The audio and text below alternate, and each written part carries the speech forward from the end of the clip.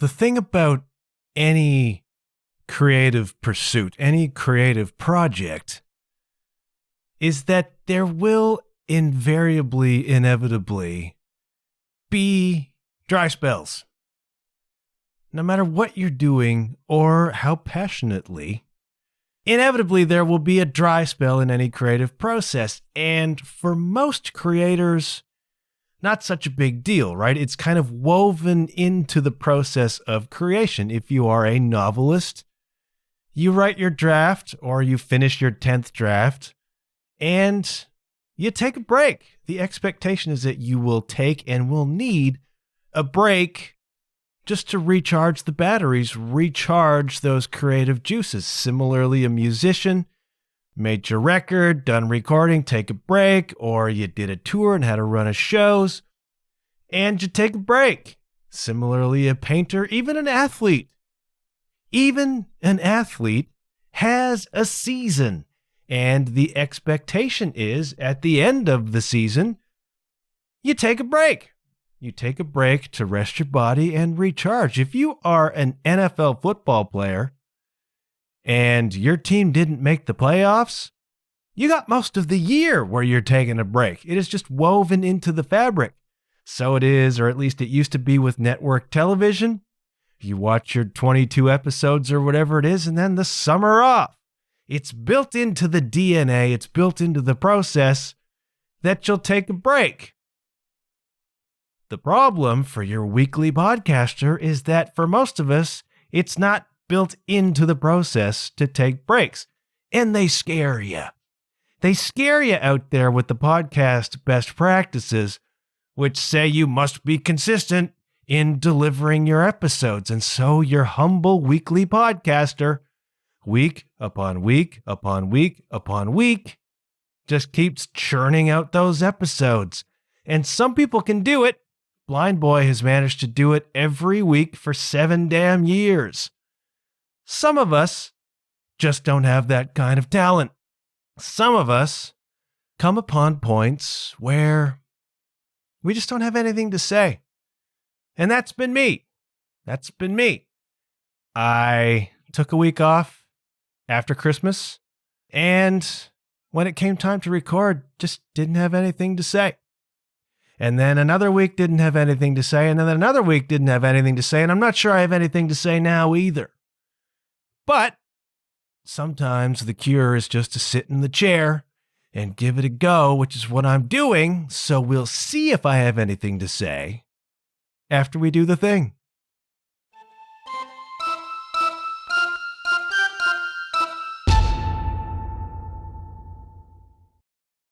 What's the statute of limitations on Happy New Year? It's technically still January, so can I get away with Happy New Year? Happy New Year, everyone. I hope so far we're already nearly a 12th of the way in. I hope it's going well for you in the micro. One of the reasons I suspect I haven't had much to say lately is because the macro is a friggin' gong show. And I know most of my audience is watching the macro happening on the other side of the border from a wary and not altogether safe distance. But you know as well as I do that I'm an empath. If you have been listening since the pandemic of 2020, you know that the state of the world and the energy and the emotion of the world, the anger, the fear, etc., gave me an almighty experience of anxiety that lasted for months and months and months. Arguably for years, to be honest, to varying degrees and varying levels. I'm a person who's affected by the energy of the world, and I don't mind telling you that the energy of the world these days is pretty damn dark, kids. It's pretty damn dark, and so it feels, from a certain perspective, frivolous of me to be doing a podcast episode and talking about whatever I'm talking about and kind of deliberately ignoring a lot of what's going on and a lot of fears that persist in the world. I do not want to get political on this program. I think that we are all inundated enough, we are all sledgehammered enough in the day-to-day with just the heinous news of the world. and how unbelievable it is, how you sort of wake up sometimes and go, is this reality? Is what I'm witnessing reality? And it's like, there's no way it can be. I'm watching a movie on TV right now, but you're not. You're watching reality. And the questions about, the hints at where it could go are friggin' terrifying. And some of us are better than others at compartmentalizing that or not being all that distracted by it. Some of us, empaths, historians, absorb a lot of this darkness, and I feel a certain amount of guilt for not talking about a lot of what's probably worth and needs to be talked about. That was a really bad sentence, but I'm rusty. So there's been a bit of cognitive dissonance about, am I just going to come on here and talk about stuff without talking about stuff? Is that a dereliction of duty? Should good people be talking about a lot of what's going on? I don't have the answer to that, and I don't want to process it. Now, everything that I say on a spiritual existential level, everything I talk about on this program has to come through me on some level. That's why I prefer to choose positive talk as my foundation for this program. I don't want to talk about negative things. I would get a lot further if this was just a show complaining about stuff, or if this was just a show criticizing stuff, if this was a show being clickbaity, being controversial for the clicks, for the downloads, for the sake of it. A lot of podcasters have gotten a lot further than I have doing that sort of thing as a shtick or as a gimmick or as a playbook. But they all have to process that, okay? And if they are genuine in their negativity, if they are real in their anger, real in their frustration, real in their judgment, real in their condemnation, then they have to process all of that through themselves. I don't want to do that. All right? What I want to put into the world, what I want to process through myself is positivity, is stuff that feels good, stuff that uplifts, stuff that inspires, stuff that encourages. And I'll be honest with you, over the past few weeks, I have not felt inspired, uplifted, or encouraged. And so it would be perhaps disingenuous of me to come on here and pretend otherwise. And I haven't felt like looking up a history. I haven't felt like digging into whatever. There just hasn't been any impetus. And sometimes it happens. And in almost any other creative pursuit, a lack of impetus is a signal from your creative God, from your muse, that it's time to take a break and recharge. When I was writing fiction as my primary pursuit, I recognized that happening. You come to the end of a project or a section of a project, and there's just nothing there. You sit down at the desk, and there's just nothing there. And you panic about that in the early days. Until you're a little bit more savvy, you think the gift is gone. All right, the conduit is closed.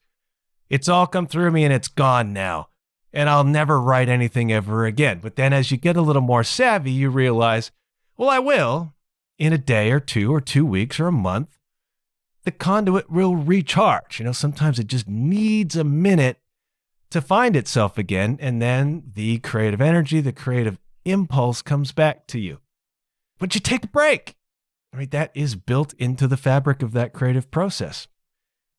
And so I just haven't had any impetus at all. I haven't had much impetus to do much of anything, to be honest. I probably needed a mental break. I probably still need a mental break, but I'm trying this because, as I said, sometimes just sitting down at the desk can spark it back to life for you, right? What the writer fears most is the blank page. I've sat many times in front of the blank page.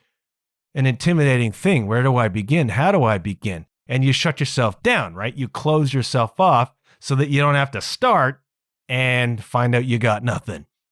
And so I have avoided sitting down at my microphone in my little studio, largely for the same reason. And I always feel just a little bit guilty. I always feel just a little bit guilty showing up and talking at all. Because who the hell am I and why would anybody listen? So I've always, to a certain extent, hat in hand or sheepishly shown up on this program because I realize it takes a certain amount of cheek to think anybody would want to listen to what I have to say at all. But a handful of you do, and I appreciate your repeated business. And not having anything really pulling at me and not feeling any real creative impulse, not really feeling like I have anything to say, coupled with why would anybody listen in the first place, makes it very, very difficult to sit down at the desk. And I've been feeling the heaviness of the world. Very, very difficult to come in with energy and a positive take when you've been feeling the energy of the world in the way that I feel it. It's been really, really tough. And there's a lot that seems to be somewhat choked out these days. For example, I don't have a gig booked until June. A few years ago, I was trying real hard to be a full-time drummer. Such was my schedule. And now you fast forward to the year 2026, I don't have a gig booked for 6 months. Likely to change, but at this moment, as of this recording, I don't have a gig booked. And I find it difficult to put myself at the drum set at this moment. Now, sometimes you go through, they might be just creative lulls, they might be existential lulls. And the more I think about it, the more I talk about it, the more I wonder if there's an existential lull happening at this moment. There's so much of what has driven my life over the past X number of years, whether it's this podcast or music or whatever, so much of what has been the driving force behind me doing stuff has just fallen away. And it's a really weird position to be in, and it's a disheartening position to be in. I am about to embark, it would seem, on the longest period of gig-free life that I've had since I started gigging, coincidentally, exactly 13 years ago today as I record this.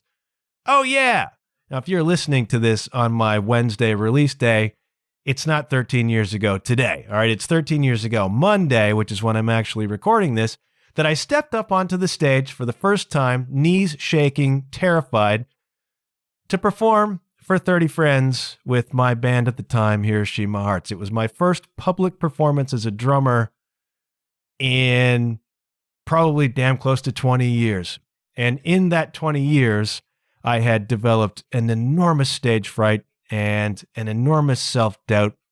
And if you've heard my story, you know that the past 13 years has been this incredible crucible, this incredible game of overcoming that stage fright, developing some self-confidence, working through attachments, having severe depressions, trying to find my way as a musician. But that act of stepping up on the stage has a direct through line to this podcast at this moment.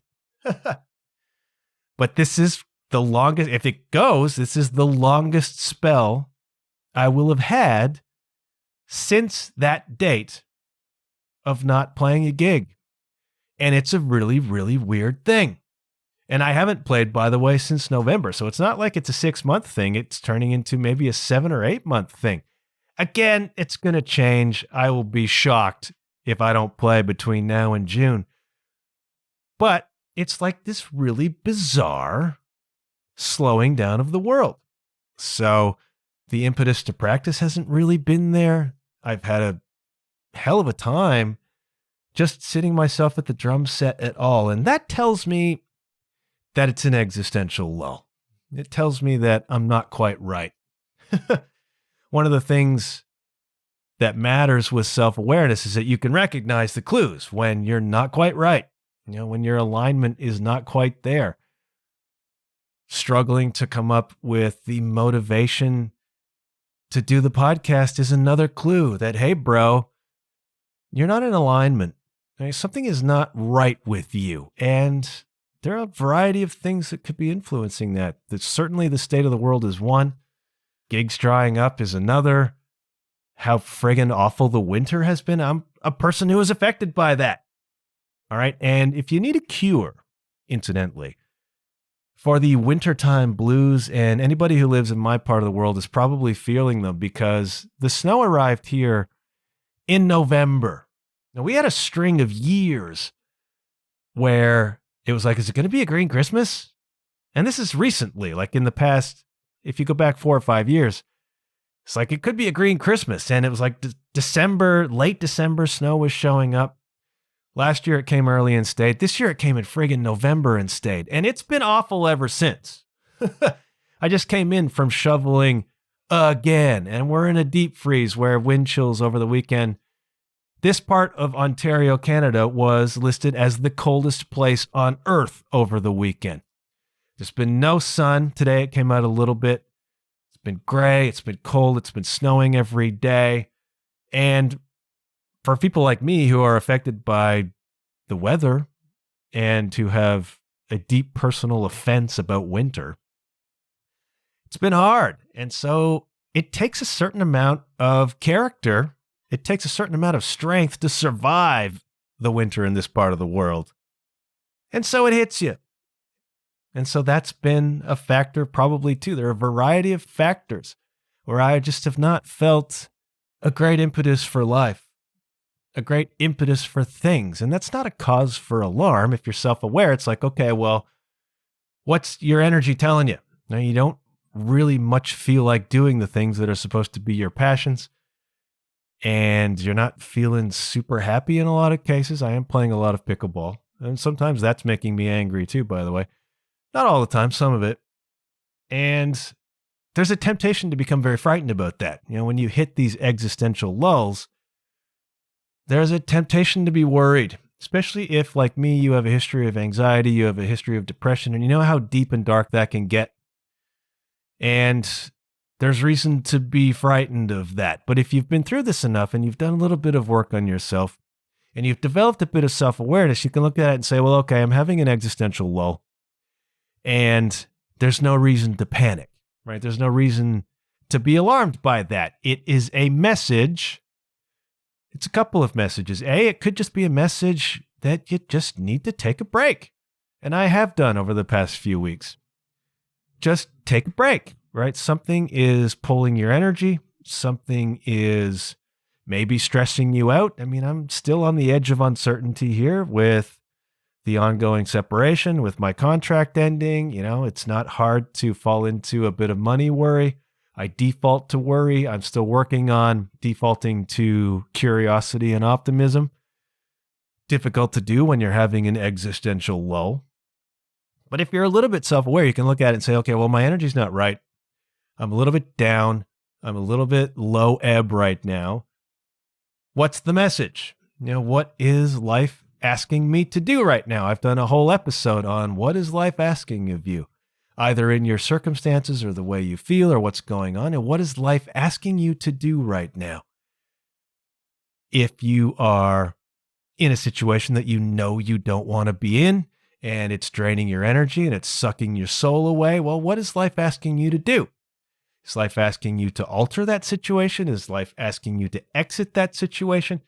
I can't answer that for you, but these are productive ways to approach rough or difficult circumstances. So you find yourself in an existential lull and you say, well, what is life asking of you? And the simple answer may be life is just asking you to take a break, right? You've been putting out effort. I've been faithfully recording episodes pretty consistently for several months and working a full-time job, and I was playing gigs, and it's like, it takes a lot of energy. It takes a lot of time to be able to produce this. Well, maybe life is just saying, or maybe your energy is just saying, take a break. Just take a break. Or maybe life is saying you're out of alignment because something in your life isn't working for you. And that requires some observation. Or maybe you're stressed out about something. You know, maybe it's a money situation. Maybe it's a job situation. Maybe it's a relationship situation. Maybe you're in a project you don't want to be in and you're in an existential lull because you're not letting it go and you need to. I have walked away from a couple of musical situations recently that were with great people and really cool projects, and they just didn't align for me. I found myself struggling to get up the enthusiasm to work on them and to be in them. And it's like, well, on some level, at some point, whatever this project is just doesn't feel right for me. And life is telling me by my energy that I need to walk away from it. It's not really what I want. And maybe that's going on for you too. And that becomes a problem because if you're trying to be a full-time musician, walking away from work, potential work is the worst thing you can do, right? That's what they bang into your head. You must take every damn gig. Maybe life is telling you whatever project you're in or whatever you're pursuing is not the right thing, and you need to step away from that. And it shows up in your energy for it, right? What are you struggling to do right now that you normally wouldn't struggle to do? And what you can freak out about that and you can get upset and you can get depressed about that, or you can take an objective view and say, well, what's the energy telling me? What do I need to change about this circumstance or some other circumstance in my life that needs changing that will affect the energy around everything else in my life? I don't know what that is for you. There's stuff over here with me related to just uncertainty and the energy in the world, which is affecting how I show up. And I'm not panicking about it. I took a little break. I'm seeing now if I have anything at all. But it's something to be curious about. More than something to panic about, it's something to be curious about. If you are experiencing an existential lull, which is not rare in this part of the world in January, especially post-holidays, all the hype, all the energy that gets put out, all the little parties and whatever. It's like you exist in a kind of a fantasy land during December. And then quite literally cold, hard reality comes back in January. And it's easy to have a drop off. It's easy to have the bottom kind of emotionally fall out on you in January after the kind of highs of December, the novelty and the energy of December. You can crash out after that. And so if you're having one of those right now, it might simply be post-holiday come down. Now, I've talked before at length about the tour come down. And what happens when you go out on the road is you go spend 4, 5, 6 weeks living this heightened emotional life, right? Everything is novel. You wake up in a new city every day, new venue, new people. You're out there on the road. You're actually doing it. You're living the dream. Everything feels very heightened. Everything feels very accelerated. And you're like, I could live in this energy forever. But the tour inevitably ends. Then you come home. You have the tour come down, which is where everything gets quiet again. There's no new city in Germany that you're looking at. There's no new gig happening. There's probably almost immediately going to be a money question. And then the existential question of, can I keep doing this? Is this ever going to actually work for me? It's the tour come down. It's this position of having lived up high emotionally with novelty and excitement and feeling as though you're living the dream, and then waking up in a split second the next morning where it's all gone and you're just back to real reality again. And a come down happens, and it can happen in January too, after the kind of high of the holidays, Christmas, New Year's, parties, seeing people, goodwill toward man, all that stuff. It's an emotional vibe, man. And then it goes away, and then it's very easy to crash. And so if you're having an existential lull right now because that novelty and energy went away, real reality crashed back in with minus 30 temperatures and it snows every effing day, life might just be saying to you, you're having a crash. That's all. You're just having a little, we're up, now down. And you can learn to self-regulate. You can learn to just recognize that nothing catastrophic is happening. There's nothing really existential happening. It's just an energy shift.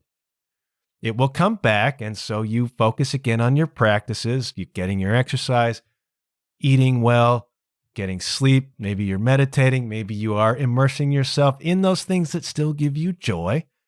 Gets a little bit trickier when, like in my case, the stuff that's supposed to give you joy ain't, right? Thank God for pickleball, because it's the only thing that's kind of keeping me going at this moment. But if you're in an existential lull at this moment, it could just be post-holiday come down, and it will come back. Weather starts to warm up. You sort of keep yourself regulated a little bit, get some perspective, recognize what's going on, and it will come back and you'll be okay. But maybe there are specifics. Maybe there are specifics in your life that are knocking you out of alignment, that are effing with your energy. I don't know what that is. Work stuff, relationship stuff, parenting stuff. I don't know. It's different for everybody. But instead of panicking about it, the game is just to begin to inquire. All right, what is knocking me off alignment? What is life asking me to do right now? In my case, I'm not 100% sure. I think it was asking me to really check my alignment. Asking me to check maybe some of my motivations, asking me to check what I'm worrying about, asking me to check what I might be having anxiety about.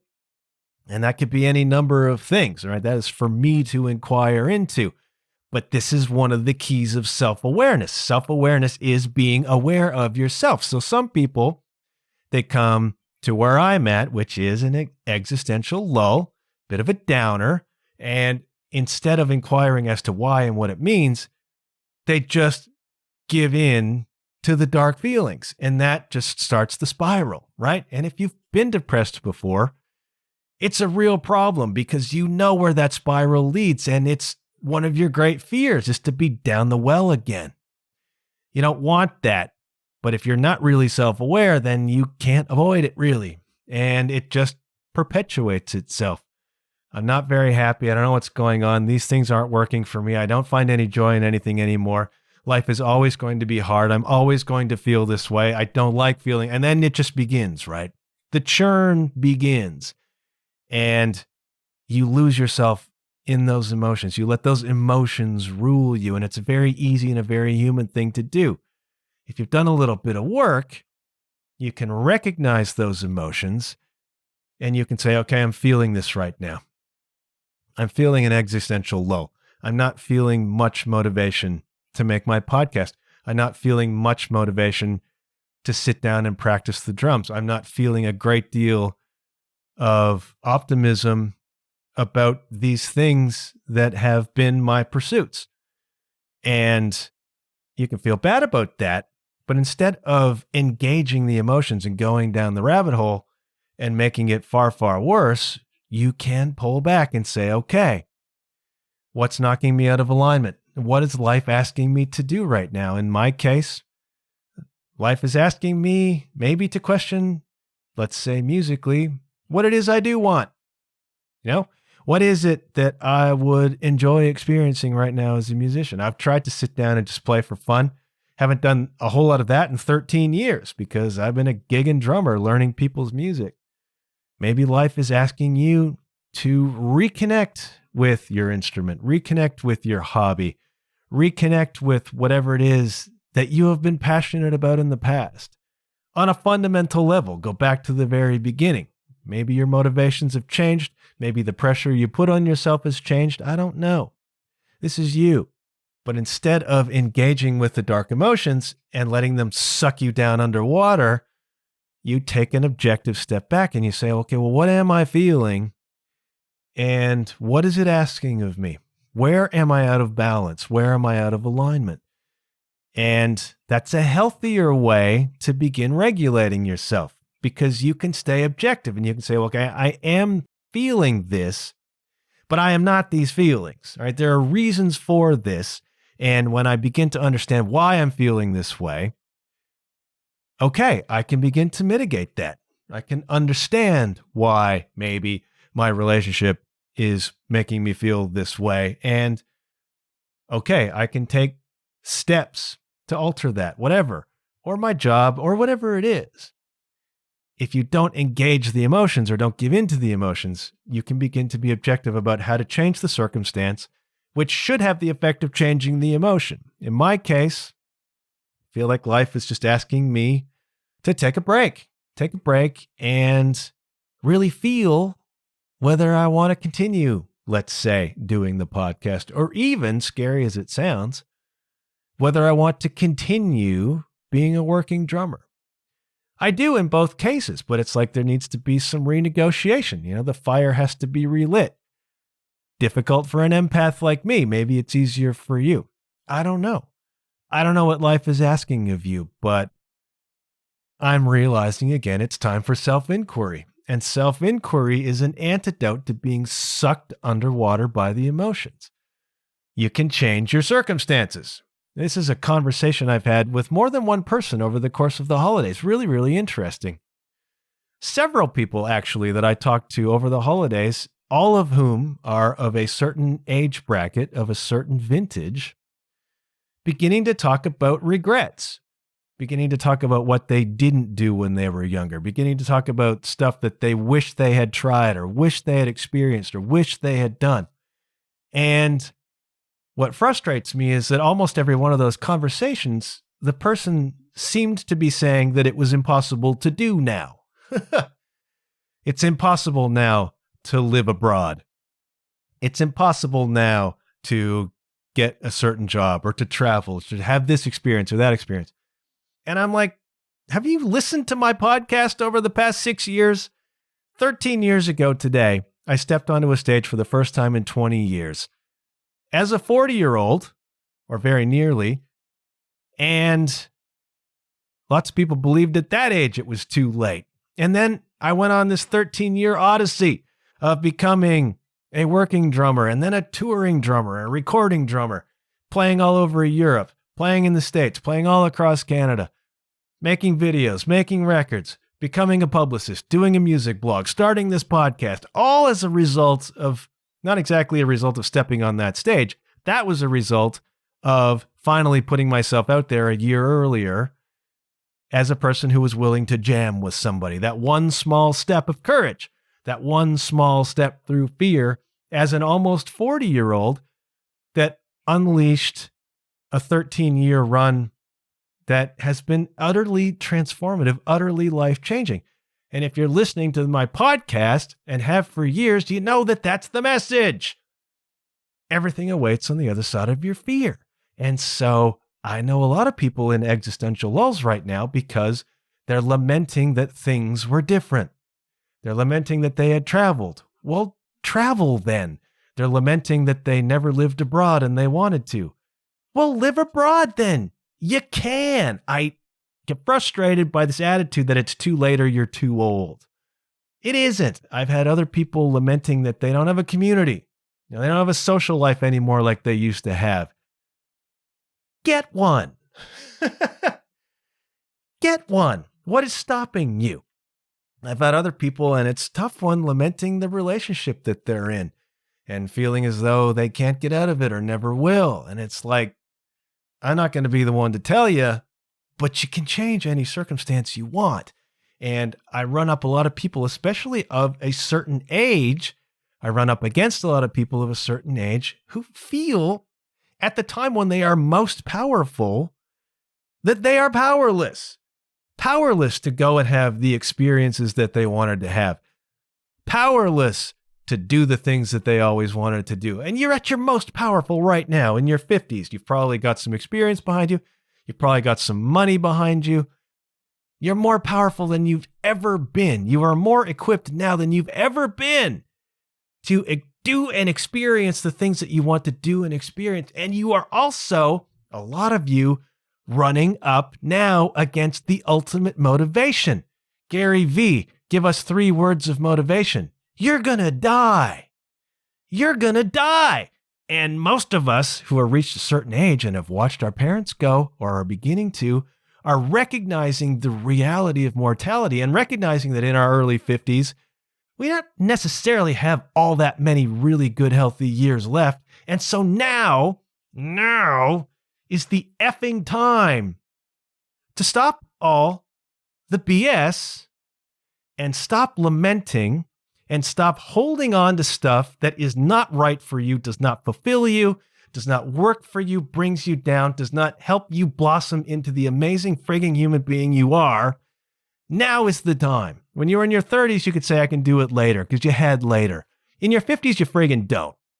So if there is a problem in your existence that's holding you back from doing and experiencing the things you want to do and experience, the relationship you want, the job you want, the place to live that you want, the travel that you want, the experiences you want, end of story. Now, 50-somethings, is the damn time to do something about it. Because I'll tell you a friggin' secret. Time's a wasting. All right, and there will come a day when it's too friggin' late. there will come a day when it's too late to get out of that relationship. There will come a day when it's too late to live abroad, when it's too late to do the traveling that you want to do, when it's too late to have the community and the friendships and the social life that you actually wanted to have. And I'll tell you another friggin' secret. You don't want to grow old without a social life.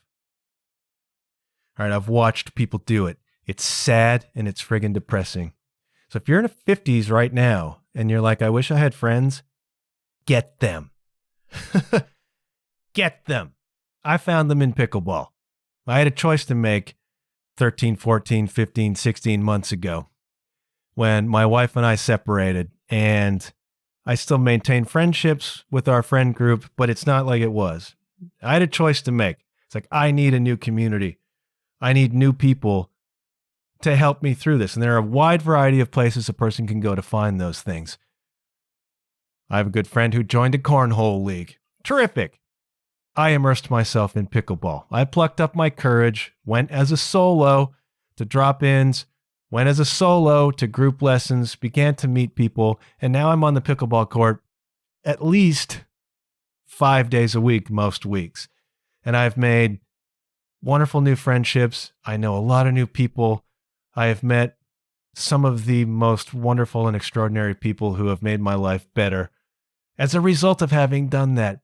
If you're sitting around lamenting that you don't have a social life, dude, you got to pluck up. You got to step up and go get one, all right? The people are not going to come and knock on your friggin' door. You got to go out there, put yourself out there, pluck up your courage, and you will find them, and they will enrich your life. And it will take away one of those things that is pulling you into an existential lull. You lament that you never started a band and got up on stage, and I'm 52 now and it's too late. It's not. It's not even close to too late, but you got to start now. You got to start now. I'm 52 and I never pursued that job that I really wanted. Now's the time, kid. Now is the friggin' time. Well, I'm not qualified. We'll get qualified. Let's not start putting these arbitrary parameters around your friggin' age. And the older you get, the more desperate it becomes. If you really want to have those experiences that are going to enrich your life, you're running out of time. Now is the moment. If you are in any way unfulfilled and unhappy and you can change that, change it. Change it today, because every day that you don't is another day wasted, and they're running out. Not to be alarmist in January, but time is short. Time is short. You know, are you going to do it, or are you going to talk about it? Are you going to do it, or are you going to sit there lamenting and regretting? Now, I have to ask myself this all the time. Are you going to do it, dude? You know, are you going to whatever it is? And I just think one of the antidotes to an existential lull is identifying those things that fear is holding you back from, whatever they are, and pouring yourself into them, all right? Passion is the great elixir. You get that fire lit in you again to go do those damn things that you've been afraid to do. Now is the time, especially if you're my age. Now is the time. You still have your wits. You still have your health.